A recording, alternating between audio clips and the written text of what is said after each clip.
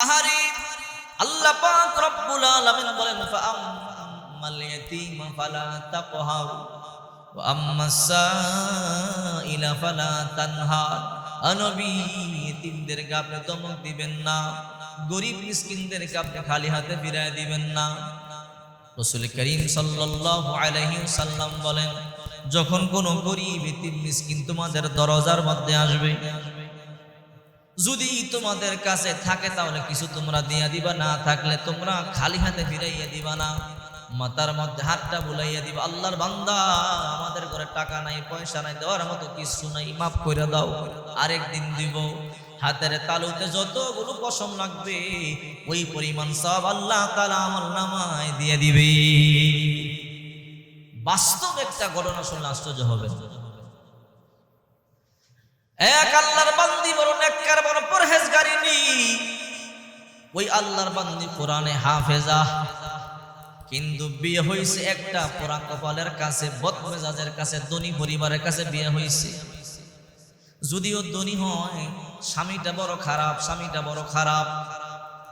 হঠাৎ করে স্বামী আর স্ত্রী একদিন বসে বসে খাবার খায়, দুপুরের খাবার খায়। একজন ভিক্ষুক আইসা দরজার মধ্যে বলে, ও আল্লাহর বান্দা বান্দিরা, তোমাদের ঘরে কিছু থাকলে আল্লাহর রাস্তায় আমারে একটু দাও। এই কথা বলবার পরে ওই স্ত্রীর স্বামীকে বলো, ও স্বামী আমার, আপনি যদি অনুমতি দেন একটু খাবার আমি ভিক্ষুকটারে দিয়ে আসি। কারণ ভিক্ষুক যখন ঘরে আসে খালি ফিরাইয়া দিতে নাই। আমার আব্বাজানকে দেখেছি, আমার আব্বাজান গরিব ছিল, তারপর ভিক্ষুকরে কোনোদিন খালি হাতে ফিরাইয়া দেয় নাই। আমার দাদাকে দেখেছি, ভিক্ষুকরে কোনোদিন খালি হাতে ফিরাইয়া দেয় নাই। স্বামী কইরা, বিবি বসো, আমরা কোনোদিন ভিক্ষুকরে ভিক্ষা দেই না। ওইটা দৌড়াইয়া দরজার মধ্যে গিয়া বলে, ও ভিক্ষুকের ঘরে ভিক্ষুক, সময় পাইলি না, খাইতে বসলাম, এই সময় এসে ভিক্ষা চাইলে তোর কি শরম বরম নাই? মানুষের বাড়িতে চাইয়া খাও। এই কথা বলিয়া ধাক্কা মারিয়া ঘর থেকে বাইরে করিয়া দিছে। মাটির মধ্যে পড়িয়া কপাল একটু ফাইটা রক্ত বের হয়ে গেছে।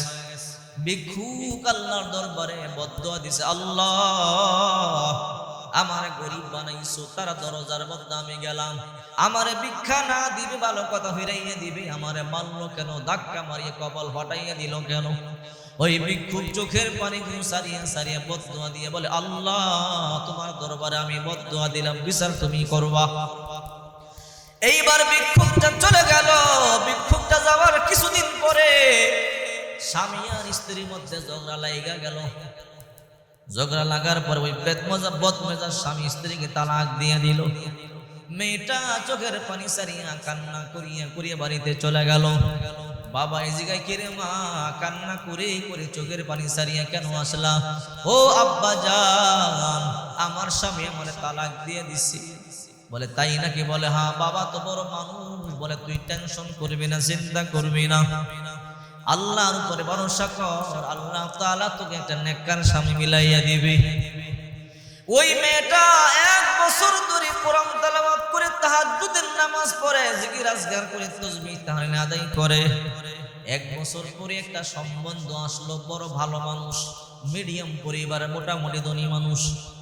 বাবায় চিন্তা করলো লোকটা বড় ভালো নামাজি, বিয়েটা দিয়ে দেয়, বিয়ে দিয়ে দিল। বিয়ে দেওয়ার পরে সংসার খুব সুন্দর চলছে। হঠাৎ করে একদিন এখন যেই নতুন স্বামী, তাকে নিয়ে দুপুরে খাবার খাইতে বসলো। খাবার খাওয়ার সময় হঠাৎ করে এক ভিক্ষুক আইসে বলে, আল্লাহ করিম, আল্লাহর রাস্তায় কিছু সাহায্য করো। এইবার বিবিটা কয়, ও স্বামী আমার, একটা ভিক্ষুক আসছে, আপনি অনুমতি দিলে তারে আমি কিছু খাবার দিতে পারি। এইবার স্বামী বলে, রে বিবি, এখন খাবারের সময়, শুধু ভিক্ষা দিলে হবে না, তার একটু খাবারও খাওয়াইয়া দাও। সুবহানাল্লাহ বলে। স্বামীটা বড় ভালো মানুষ। ওই মহিলা কিছু সুন্দর করিয়া পাত্রের মধ্যে খাবার নিয়ে ভিক্ষুকের সামনে গিয়া বলে, খাবার খান। পর্দার ভিতর দিকে খাবারগুলো দিল।